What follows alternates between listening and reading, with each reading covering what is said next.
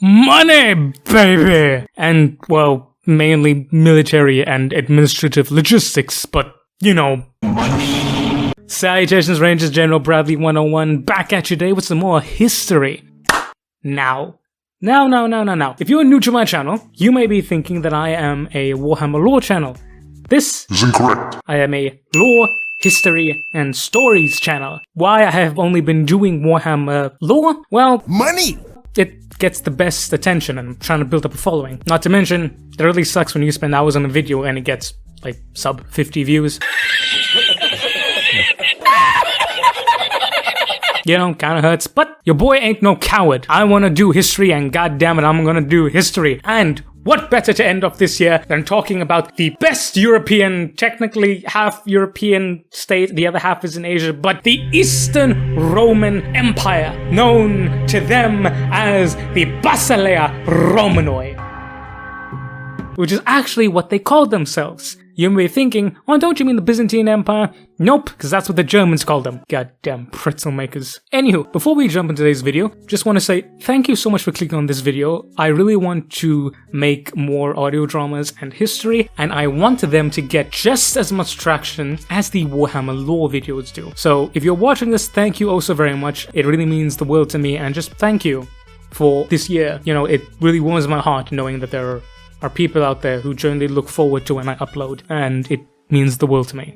Thank you all so much. Anywho, enough sappy nonsense. Let's crack on with some ancient military history. So, before we jump in, disclaimer. Learning about history is difficult, because unless your thing that you're learning about is in the past few hundred years, getting sources is particularly difficult, because, you know, humans didn't really write things down that much. Or they did write them down, but some other bastard came and burnt it to the ground.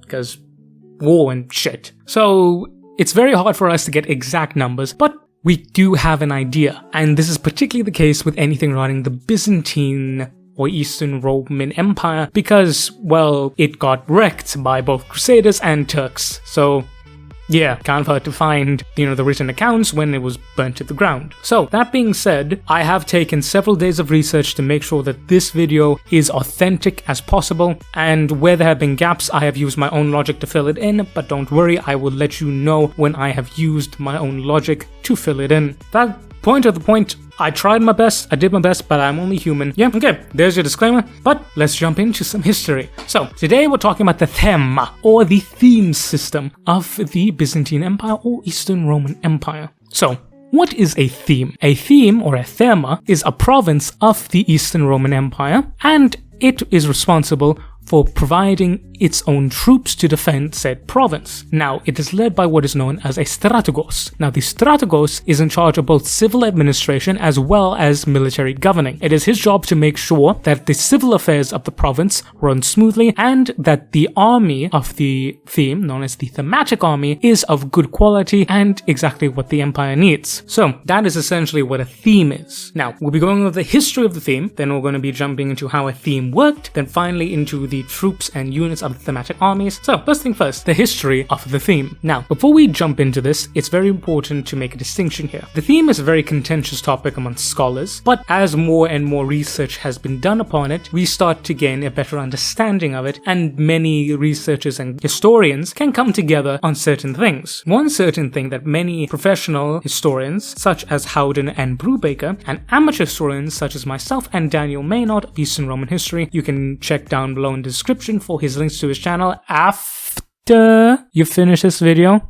you naughty chap. Now that would be the distinction of the theme system before and after Constantine V.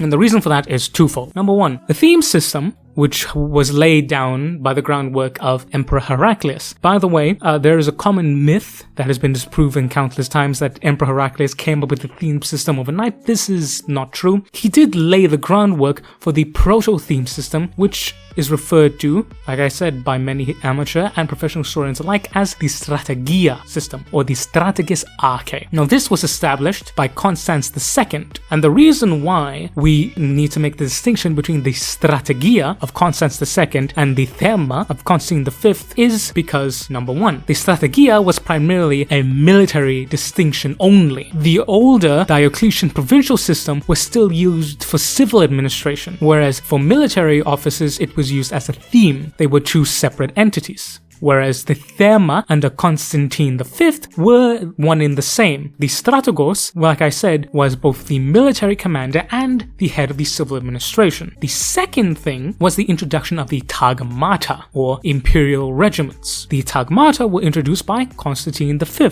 and they were created from the garrison of Constantinople, as well as the themes of Optimati and Thrace, being Optimates and Thrace respectively. These were reorganized and combined into what were known as the Tagmata, which were made up of several units consisting of either 2,000 or 4,000 men respectively, adding up to a total of 18,000. Now, this was not the case before during the rule of Constans II. There were rather two armies known as Armatus Presentum, or armies in the presence of the emperor, because they were placed on either side of Constantinople. So it is due to these two reasons that many historians feel the need to distinguish themselves between the Proto-Thema and the Thema after Constantine V, which is what we will be doing here. To cut a long story short, after Constantine V, Thema. Before Constantine V, Strategia. Make sense? Good. So, as mentioned before, the Emperor Heraclius laid the foundation for what would become the Strategia system under Constans II. By the way, Heraclius needs more love. The man was a bloody genius, and he soloed the Sassanid army with like one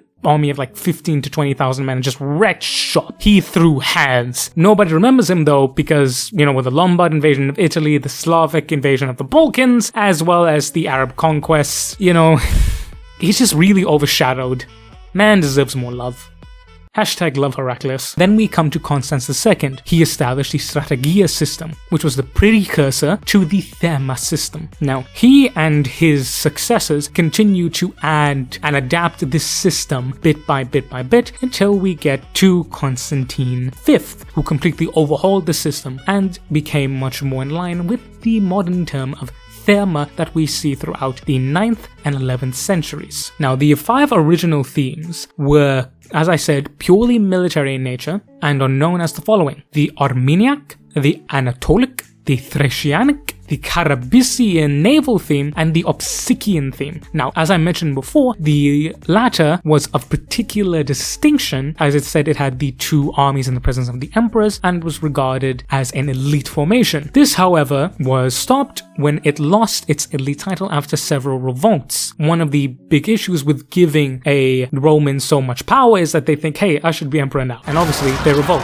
So something that happened post Constantine V is that we see that after the formation of the theme under Constantine V and culminating with Nicephorus I, around, say, the 9th century, the themes were fully formed as we know them. They kept on getting smaller. That was a continuous thing of the emperors in power, was to reduce the size of the themes and to create more and more themes, thus reducing the amount of revolts that the strategos could have. And this worked incredibly well, and the number of revolts of the strategoi during the 9th century were severely less compared to that of the 8th century. As for an exact time, well, we don't really know. Based on some surviving maps that we have and written accounts, it could be anywhere between the 813 to 864. Don't really know. If we had to make a guess, my assumption is that it happened during the reign of Theophiles, somewhere around the 820s to 830s. Yeah, that's just my guess. But take it with a grain of salt. Now, the theme system continued to evolve and develop more and more during the 9th century. While it was completely established by the beginning of the 9th century, throughout the 9th century,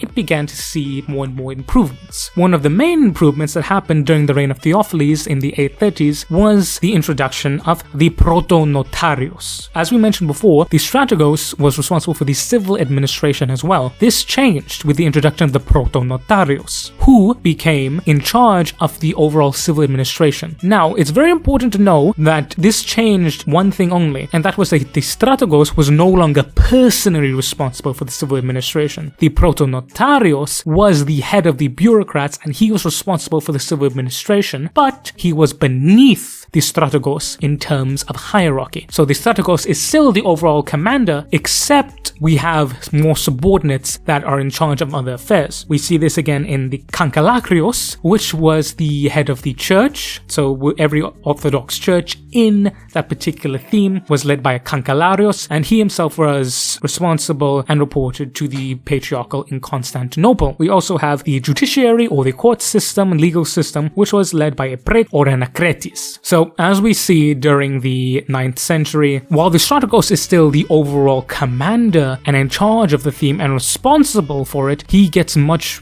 more subordinates who are directly personally responsible for those matters. Now, this increase in administration led to an overall increase in efficiency and reduction in corruption of the Byzantine state. And this in return led to a better overall standard of living for the people of the time, as well as more efficient running of the government. And, well, that's always good for everyone. Some more innovations that were introduced by various rulers throughout history. We have Theophiles in 389, who introduced the concept of the banda. Now, the banda was a subdivision of the military of the Byzantines and was about 200 men, give or take. And this was particularly the way that the themes were subdivided. You had the theme, then you had bandas within the theme. Each banda was responsible for about 200 men and thus had a garrison of about 200 men, give or take, excluding the militia garrison and irregulars. These are the professional thematic soldiers. Again, we have Leo VI, known as Leo the Wise, who introduced the idea of the military system of the themes, asking, non-military servicemen,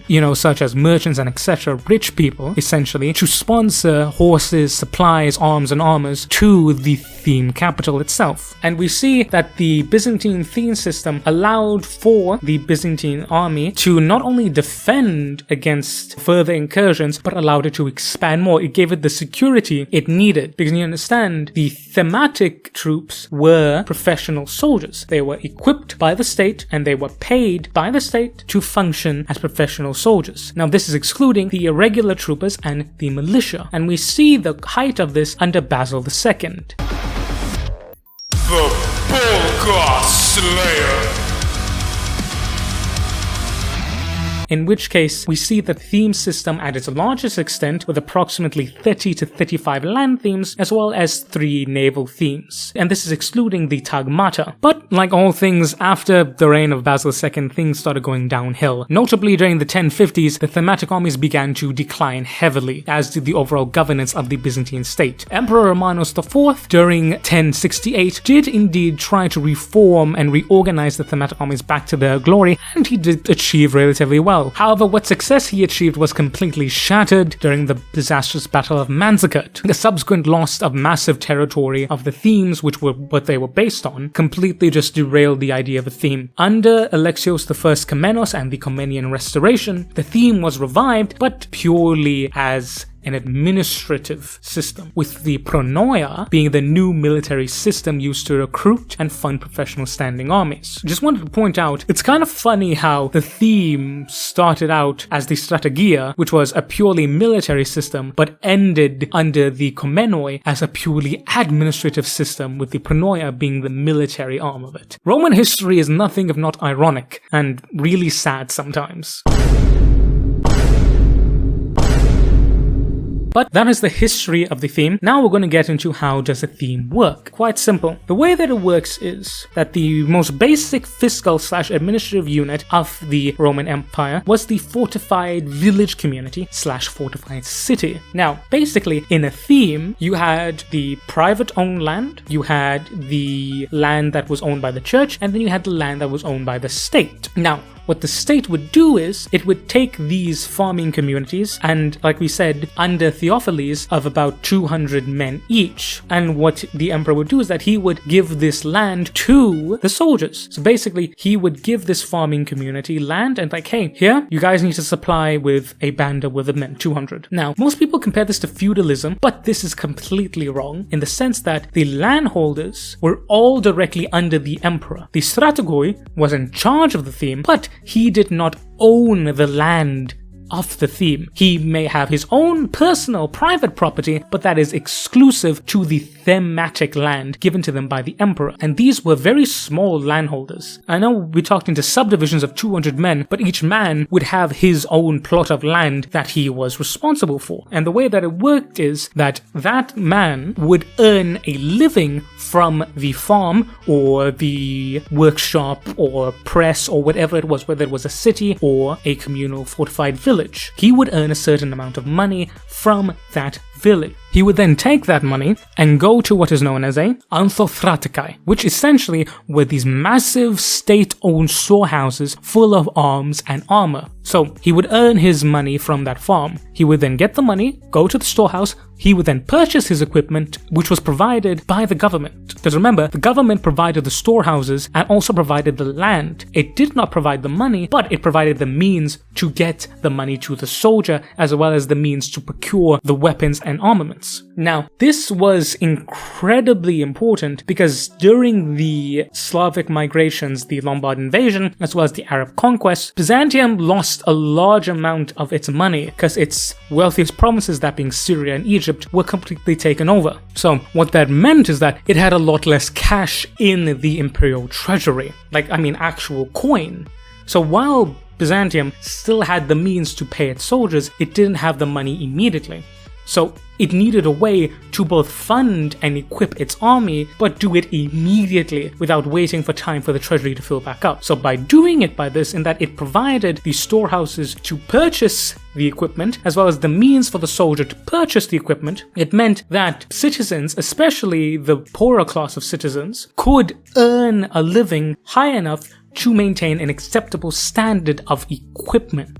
Thus, the Byzantine Empire was able to cut its gold costs in approximately by half, yet still achieve the solid professional army. And it really just does speak to the invention and the adaptation of the Romans, because they were very much Romans. Just because they spoke Greek, because Greek was the lingua franca of the East, and they spoke Greek under the actual imperial Roman era. But it just goes to show you that they are not afraid to adapt, and they really are overcomers. So, to summarize, the state divided its lands into themes. The themes were then divided into banda, and those banda were then divided into farming communities or cities depending on, what was in the theme itself. And then those farming communities or cities were responsible for providing the soldiers in that banda with the arms and equipment to serve as professional units in the Roman military. Now, as to how much, quite simple. The average cavalryman was given a plot of land that produced about 4 pounds of gold. The average marine was given about 2 pounds of gold, and the average infantryman about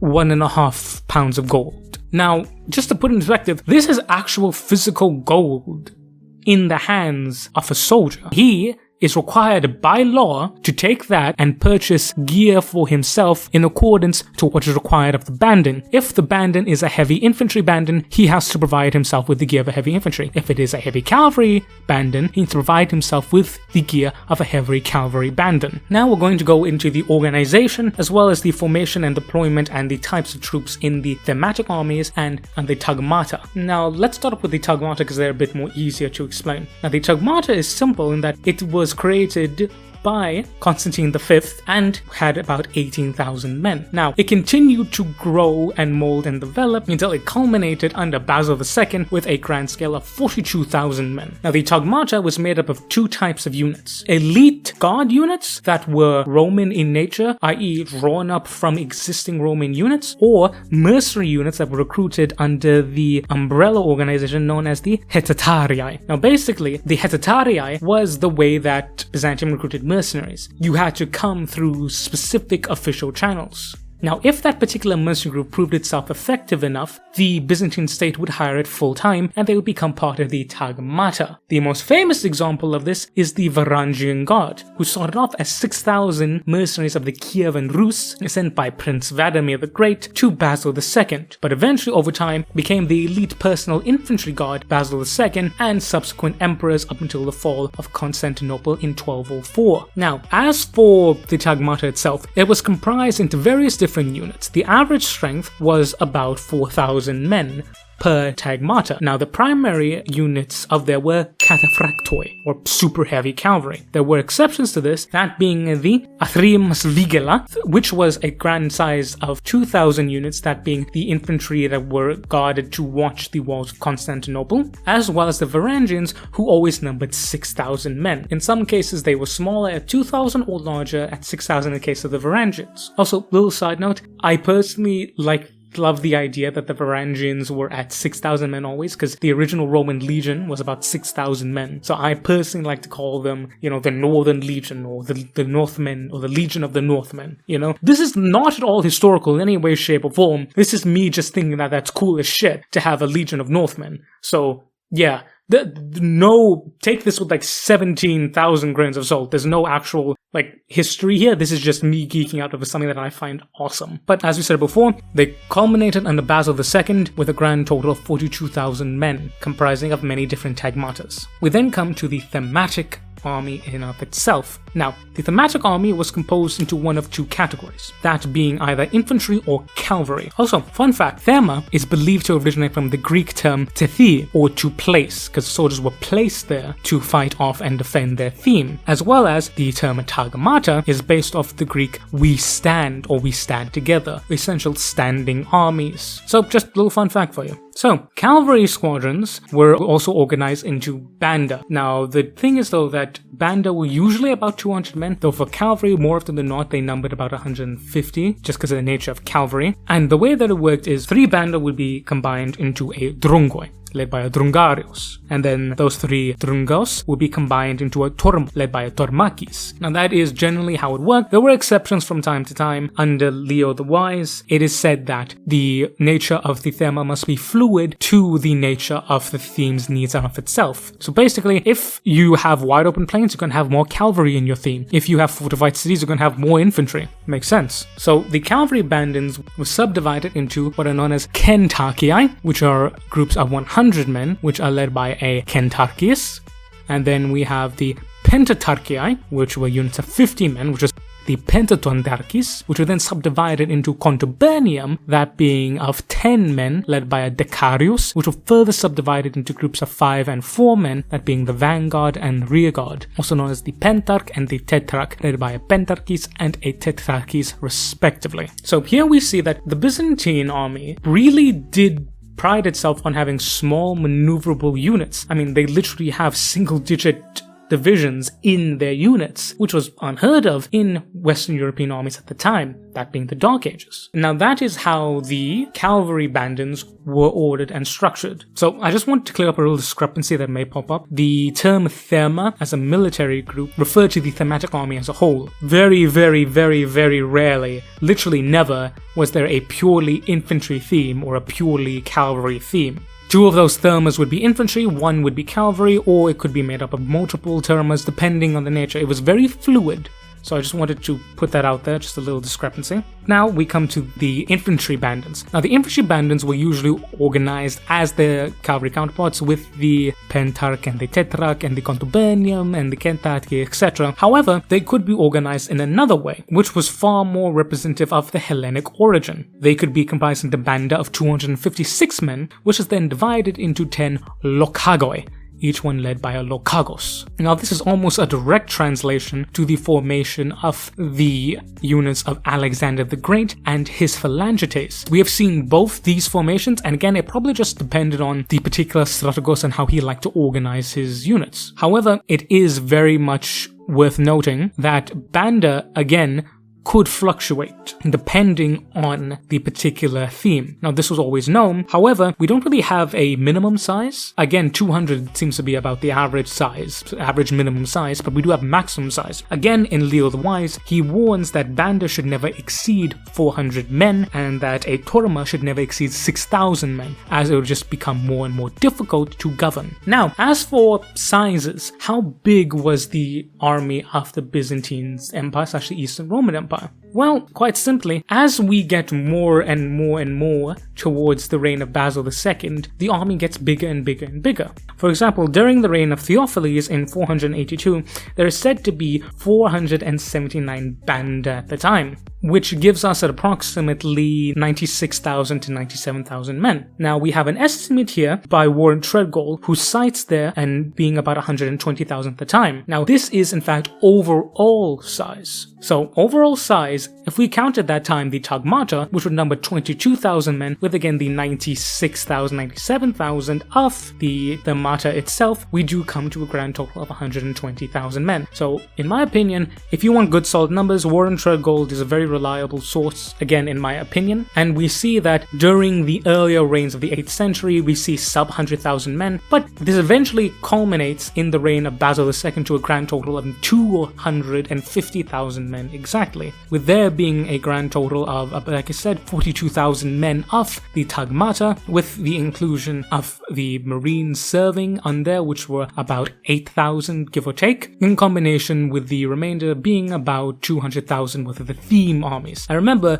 you're stretching over the entirety of the Balkans, the entirety of Anatolia, into Syria and the heel of Italy. Then there was definitely enough for 200,000 men. So at the height of the Byzantine Golden Era, you had a grand total of 250,000 men, including the Tagmata and the Marines. Now, it's important to understand something in regards to the themes and the Tagmata. During the expansion of the mid-10th century, it gave rise to the idea of provincial Tagmata, which were essentially 1,000 strong units of provincial Tagmata. They were Tagmata for the thematic province, and they were styled in the themata of the capital, that being Constantinople. This could either be heavy infantry or heavy cavalry. And we see that by the late 11th century, the term Tagmata had disappeared from use, i.e., the imperial units were no longer referred to as Tagmata, but rather their own individual names, Varango, Excupatore, Scole, etc. And the term Tagmata began to refer to the provincial elite, which was stationed in the provincial capital of each theme. For example, you had Thema Thrake, and you would have Tagmata Thrake, or the Tagmata or regiment of the theme of Thrake. So now let's talk about the naval themes. So there are 3 total naval themes, known as Kibitarion, as well as the theme of the Aegean Sea and the theme of Samos. Now these were naval themes purely in of themselves. They were joined together by the imperial Tagmatic navy, known as the Vasilika Ploimon. Now the Vasilika Ploimon was the main fleet that was used to deter, would-be attackers and invasions. It was then supplemented by the 3 regional themes, which had their own fleets, as well as several independent commands. These were independent ships that could basically go anywhere, and they just did whatever they want. They were independent, though normally they were under the command of each regional navy. For example, we know of 2 independent commands under the Kiberatoi naval theme. So, at the height of the Byzantine Golden Age under Basil II, the imperial navy consisted of a grand total of 34,200 sailsmen and oarsmen, as well as a grand total of 8,000 marines. Also, it is worth knowing that these were then further supplemented by the local navies. Sometimes a land theme who had access to a port would also have a local thematic navy there, and they would be under the command of the strategos himself, again with there being a ship captain being in command of it, but again him being normally under the strategos. At the height of the Byzantine Golden Age under Basil II, we have a grand total of 34,200 sailsmen and oarsmen, as well as 8,000 marines, giving us a grand total of 42,000 men. It is worth knowing that the thematic navies, that being the naval commands under the land themes, did not have their own marines. They would usually get thematic troops to double as marines when need be, but these were normally not needed as they were primarily used for patrolling, policing duties. They weren't designed for actual combat, they were just more designed to make sure there were no pirates and raiding and all that nonsense. So it was not necessarily necessary for them to have heavily armed marines on board. Now, before we get into how a thematic soldier was equipped, there's just 1 or 2 things I want to mention about about the Thema. Now, the thematic system was actually very good to the soldier. For example, if a soldier was disabled in combat, he received a pension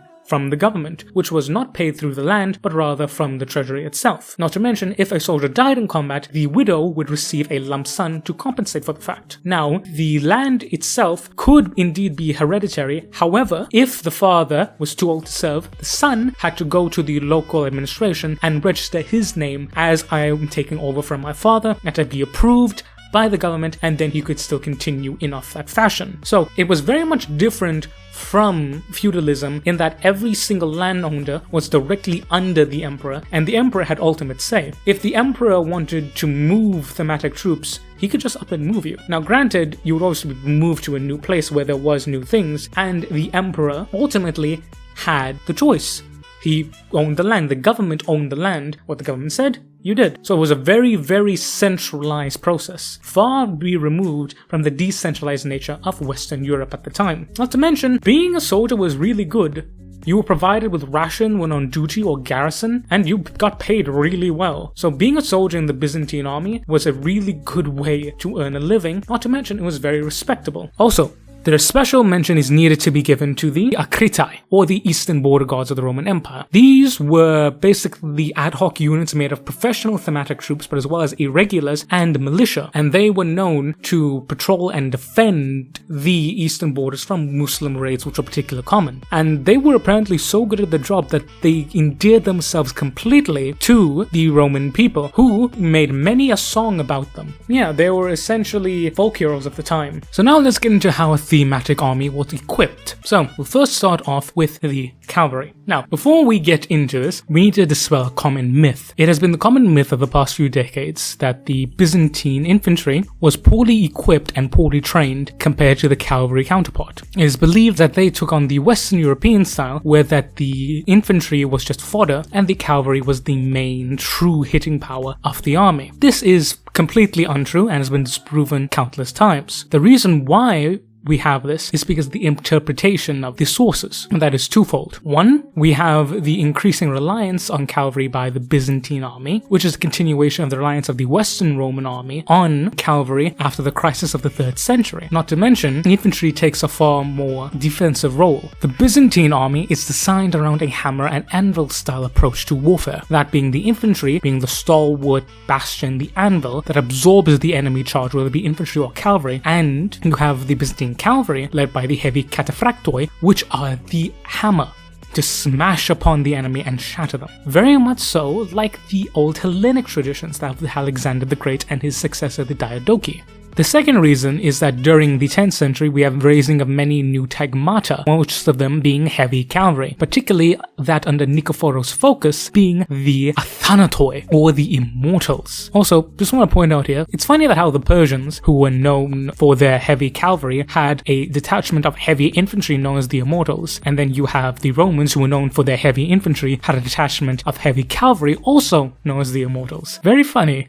I just find that rather amusing to point out. So that in combination gives rise to this myth of Eastern Roman infantry being, less developed compared to its earlier counterpart. But as we see in the sources and in practice, this is completely wrong. We have many accounts of Byzantine infantry being just as well equipped as the cavalry counterpart, and several times where the Byzantine infantry warded off heavy cavalry charges by indeed cataphracts, as well as other types of heavy infantry. Because remember, the Byzantines had been dealing with cataphracts for a long time. They knew how to deal with them, as well as they had the discipline and training that many of the armies, especially that in Western Europe, lacked. And while standardization did decrease a little in this era, it did not completely fall away. The standardization was mainly not in the equipment, but rather in the quality of the equipment. So let's start off with the cavalry. So we have our basic cavalryman here. He will generally be armed with a padded gambeson, which will generally go down to his knees and all the way down to his wrists. He will then have a chain shirt, and that chain shirt will go all the way down to his knees, or in some cases all the way down to his ankles and all the way down to the wrist. He will then be armed with a cuirass, and this cuirass would either be a clavanion, which is a lamellar armor made of either metal or hardened leather, or in some cases even bone, but metal was the most common and the most preferred. Then more often than not, during summer especially, he would wear something known as the elariaikon, which was a pad of armor worn over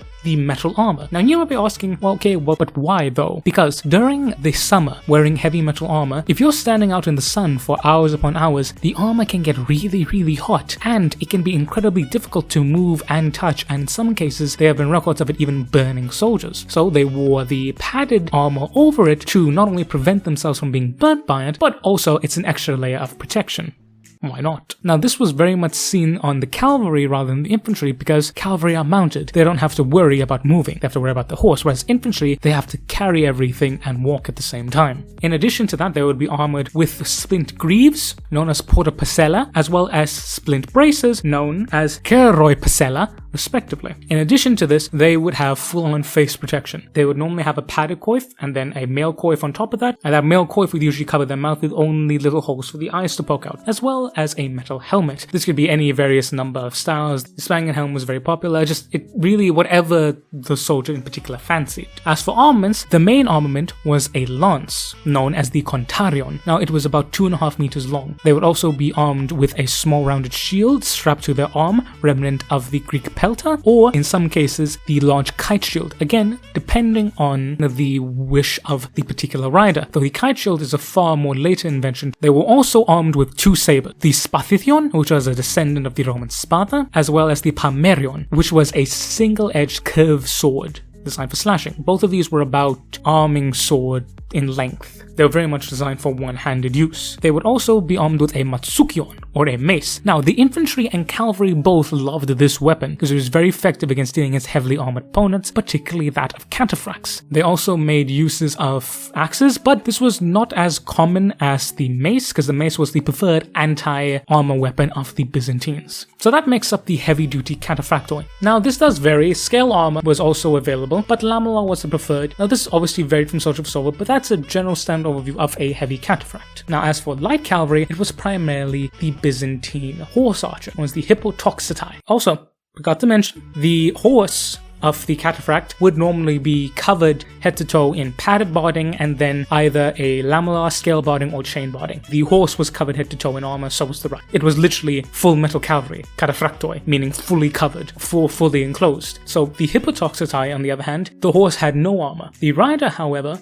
was usually armed with a padded gambeson, usually up to the sleeves and down to the knee, as well as some sort of chest piece. Now, this could be a clevanion, this could be a loricon astulata. It depended. Chain, scale, or lamella was the case. In some cases, they preferred to go without it. It was up to the rider, but usually also they would have a helmet. But in some cases, we have them not using helmets, so they have better sight. Again, they were light cavalry, so they weren't necessarily designed for head-on charges, though we do have accounts of some light cavalry being required to be armed with chain shirt as well as shields and helmets because they were designed for charges as well. We also have accounts of cataphractoi known as the Satatarai cataphractoi, which were heavily armed with horse archers which were designed to harass their opponent before charging. Now we then move on to the infantry portion. So the standard infantryman was equipped very much like his cavalry counterpart, but this is the baseline standard infantry. You have the chap, he has padded gambeson down to his knees and to his wrists. He then has a chain shirt, which could be either to his wrist or to his shoulder, and went down to the knees. He would then have a padded coif, as well as a chainmail coif, and he would then have a helmet with a shield, a saber, usually the spathion, but there are cases of the palmerion also being used, but the spathion was the most common, as well as one of 3 different kinds of spears. Now, this depended on his particular rank. If he was in the first rank, or the first 2 ranks, he would be armed with what is known as a menavlion. The menavlion was made from a thick shaft of a full solid piece of sapling, and it was given to the first rank soldiers because it was designed to withstand heavy cavalry charges. Now, these 3rd and 5th ranks were given a 4-meter long pike. This was very much reminiscent of the phalangites of Alexander the Great, although it must be said that the Byzantine pikes were far shorter than that of the phalangites. But the idea was that the first 2 ranks would have these heavy-duty spears that could withstand the cavalry charge. The pikes from the 3rd to the 5th row were able to reach them, and in other cases, the back rows would be armed with the kontarion mikron. Also, I don't know if I mentioned it, but the cavalry lance was known as a kontarion. The kontarion mikron, which was basically a cavalry lance used by the infantry, was also 2 2.5 meters, and usually the back row would have them. Now this varied from case to case, but usually the first few rows would be armed with pikes and manavlions. Now it also be noted that instead of the saber, the mace was very popular amongst infantry, so it was often very popular as a sidearm, as said, for its ability to deal with heavily armored targets. Now that is the stock standard infantryman. That is the basic heavy infantryman. He very much was a heavy infantry. We do have cases of the more elite infantry, such as the infantry of the Tagmata, basically being dismounted cataphracts. They would also have the clavanion, or the scale armor above their chainmail, and in some cases they would have the Aclarion padded armor over as well. It really just did depend. The perfect example of this is the Pharangoi, who were just dismounted cataphracts. They were heavy armed shock troops. Now, of the heavy infantry units, 75% were the shield bearers, known as skutatoi, or as Blue from OSP calls them, Shield Boys. and 25% of them would be heavy armored archers. Essentially, they are the heavy infantry equipped and armed in the same fashion, except they would have bows, or what are known as salarions, which were essentially a type of crossbow drawn with a thumb string and fired small darts. And the way that it work is that the archers would be located towards the rear, but they would have a rank or two of skutatoi behind them to cover them if they got flanked, and they would provide volley after volley of heavily armed arrow fire or salarion fire into the unit before they reached the first line of the skutatoi. These were heavily armed Byzantine archers, and they were designed to enter close quarter combat with their brethren. As I said, they were most often armed with the matsukion, the mace, or the spathion, or the palmerion, and they had, again, the pultis-light shield. In some cases, they as well were armed with shields and spears, but normally they would just plant them into the ground beforehand, and they would fire their arrows until they needed to get into combat. But again, this varied from unit to unit. Now, as for light infantry, the light infantry was primarily supplied by the irregulars. The irregulars being huntsmen, trappers, etc., forest troops armed with bows, staffs, slings, or javelins. They were generally speaking lightly armed, although it could depend, as they were not professional troops paid by the government. They could armed in whatever fashion they felt like, but they formed up the light infantry. And then we have the final unit of the infantry, that being the militia. Now, the militia, again, were semi-professional citizen soldiers that were called upon to defend their particular homestead or city if it came under raiding or attack of fault. So the way that it worked is, if the thematic troop had to go on campaign, they would be removed from the theme and join up to make a field army. It would then be the job of the militia soldiers to defend the theme from attack if it was attacked when the thematic troops were out on campaign. Now, the militia could be anything. In some places like Constantinople, Thessaloniki, etc., Nicomedia, the garrisons were professional soldiers and the militia were armed and equipped as such because they were wealthy cities that could afford it. And in other cases, they were just semi-professional soldiers who had hereditary gear. It really did depend from town to town, but obviously the more bigger, richer towns could afford better stuff. You don't have to be a genius to make that out, but that is, again, a little bit of logic thrown in here and there, so again, take that with a grain of salt. We then have the Marines. Now, the Marines were modeled after the elite heavy infantry of the Tagmata. So basically, they were dismounted cataphracts on boats. In some cases. Now, in most cases, they were very heavily armored, because as I said, they were given 2 pounds of gold compared to the 1.5 pound of the infantrymen. So they were very much equipped as heavy infantry, particularly in the case of the Imperial Tagmatic fleet, the Basilica Ploimon, in which case they were trained and equipped as Tagmatic troops. So each Marine was essentially, as I said, a dismounted cataphract. They were like as heavily armed as you could be. Though I would imagine that they were not that heavily armored, because you're on water, so water and metal don't mix, so we can imagine they may show a little bit of restraint, but again, all we know is that in the Basilica Ploimon, they were treated as heavy infantry, and they were lauded as heavy infantry and had access to the same gear and units as the heavy infantry. So again, it does depend, but again, if you're on water, you're probably not going to be clad head to toe in heavy armor. That's just me personally. So after the greaves, they would actually look for throwing weapons, particularly the plumbata, which was a large war draught or a miniature javelin. You know, throwing axes were common, in some cases knives, and grenades. Yeah? What, you didn't know the Byzantines had grenades?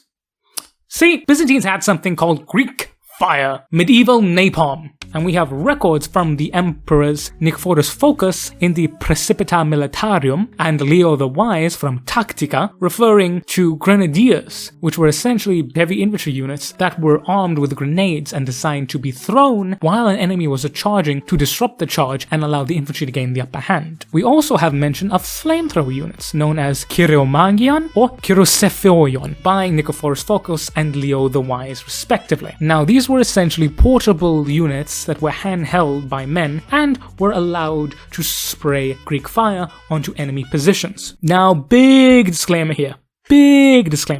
These units did very much exist. We have reference both archaeological, well, for the grenades we have archaeological evidence, for the flamethrowers we don't have, but we do have artistic reference as well as written accounts of them. But we do need to temper our imagination a little bit here. It's very much the idea that these grenades were very much a weapon of last resort, or they were only used by elite troops. They did exist and they were used in combat, but again, let's take a little easy down here. It's very easy to get all up in arms and say that, oh my god, the Byzantines had like flamethrowers and shit, but they did exist, but I would say that it might make much more sense that they were used by the elite Tagmatic units, or they were used primarily during sieges, as both records we have accounts for sieges and it refers to the Byzantine flamethrower. As for that, it did exist. We just don't really know much about the grenadiers or the flamethrower units. But again, it will be prudent for us to show restraint in our imagination, and I summarize them as follows. The Byzantine grenadiers did indeed exist, but they were usually a weapon used and issued only by the high command, or they were used primarily during sieges or by elite units. The Byzantine flamethrower, same thing, used by elite units, and not to mention Greek fire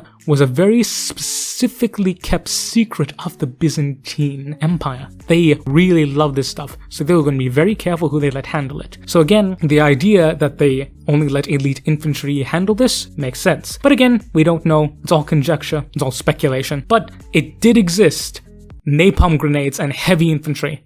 Fuck, I love the Romans. And yeah, that, ladies and gentlemen, has been the Byzantine theme system, as well as the thematic armies that were spawned from that theme system, all the way from the groundwork laid from Heraclius to its eventual dissolution during the Fourth Crusade. Now, as I said in the beginning, I tried to be as accurate as possible and give you guys numbers, and where I did put 2 and 2 together, I said so, but I am only one guy making this video on a laptop that is potato powered and hamster charged, so if I got 1 or 2 things wrong, hey, I'm sorry, I tried my best, but the whole point of this was to give you guys an idea into just how advanced the Byzantine theme system was. During the past few decades, a lot of myths about the Byzantine Empire and the Eastern Roman Empire were dismissed entirely. That being that they were basically a form of semi-feudalism, or they were very similar to their Western European counterparts, or that their infantry just wasn't that good. We see that the Eastern Roman army was a Roman army,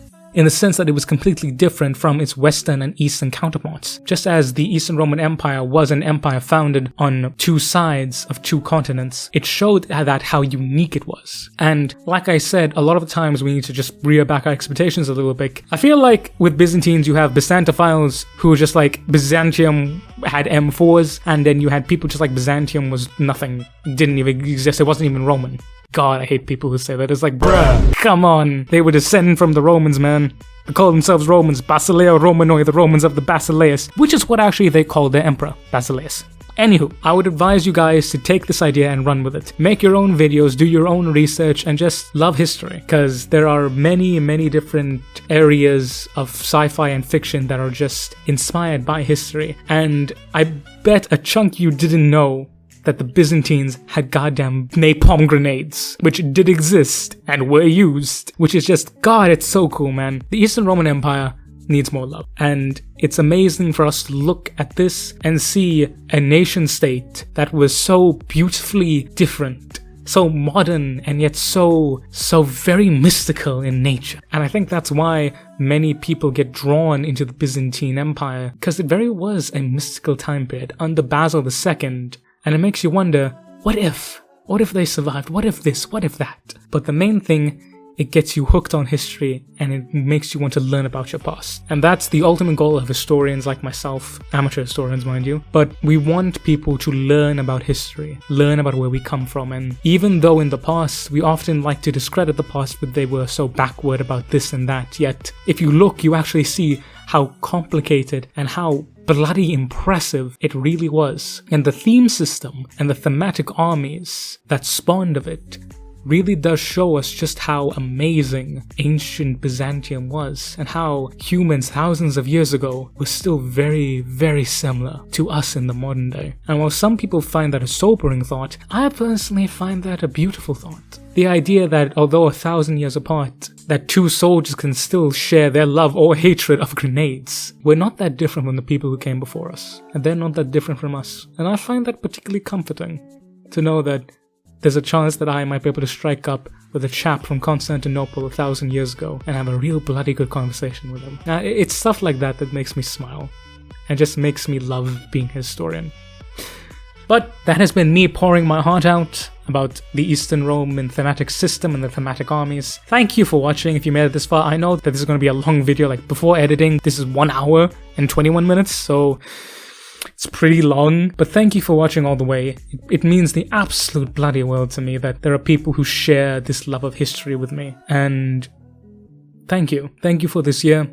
Thank you for being here with me. And thank you for watching. Comment down below if you just want to talk to me.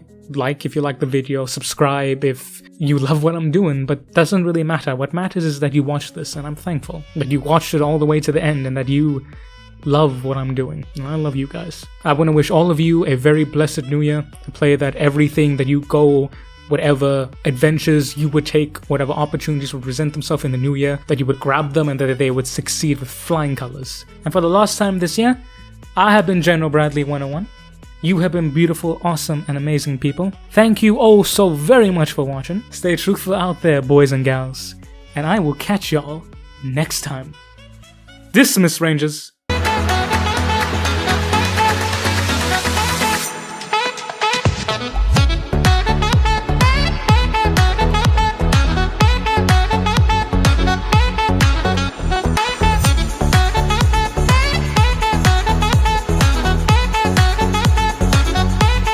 And I want them to get, and I want them to get, fuck. And I want them to get, and I want them to